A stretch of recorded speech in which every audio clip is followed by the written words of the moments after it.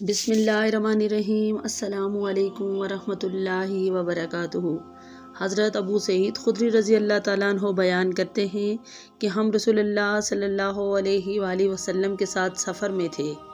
جگہ تھی ارض کا علاقہ۔ مکہ اور مدینہ کے درمیان ایک مقام، اور اسی دوران ایک شاعر اشعار پڑھتا ہوا ہمارے سامنے سے گزرا۔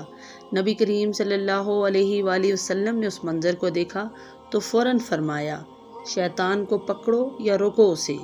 پھر وہ الفاظ فرمائے جو قیامت تک کے لیے ایک انتباہ ہے۔ انسان کے پیٹ کا پیپ سے بھر جانا اس سے بہتر ہے کہ وہ اشعار سے بھر جائے۔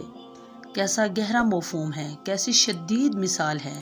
میرے عزیز بھائیوں اور بہنوں، یہ بات ذہن نشین کر لیجئے، نبی صلی اللہ علیہ وآلہ وسلم نے شاعری کو نہیں بلکہ اس شاعری کو روکا جو دلوں کو غافل کر دے، جو روح کو گندا کر دے، جو انسان کو اللہ اور اس کے رسول صلی اللہ علیہ وآلہ وسلم سے دور کر دے۔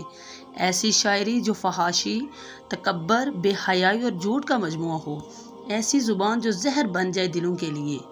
آپ صلی اللہ علیہ وآلہ وسلم نے اس لیے فرمایا کہ اگر انسان کا پیٹ پیپ سے بھر جائے، زخموں کی گندگی سے بھر جائے، تو یہ اس حال سے بہتر ہے جس میں انسان کا دل اور دماغ صرف گانوں، اشعار، شاعری اور دنیا کی لغویات سے بھر جائے۔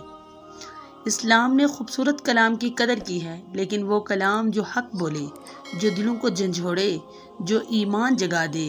جیسا کہ حضرت حسان بن ثابت رضی اللہ تعالیٰ عنہ نے کہا تھا، میں اپنے اشعار سے نبی صلی اللہ علیہ وآلہ وسلم کے دشمنوں کے خلاف جہاد کرتا ہوں۔ آج بھی وقت ہے ہم اپنے دلوں کو پاک کر لیں، اپنی زبانوں کو بامقصد بنا لیں، اپنے کلام کو حق اور ہدایت کا ذریعہ بنائیں، اور یاد رکھیں الفاظ دلوں میں جڑ پکڑتے ہیں تو سوچو، کیا ہمارے الفاظ روشنی بن رہے ہیں یا اندھیرا؟ اللہ تعالیٰ ہمیں وہ کلام نصیب فرمائے جو ہمیں جنت کے قریب لے جائے۔ آمین یا رب العالمین۔ والسلام علیکم ورحمۃ اللہ وبرکاتہ۔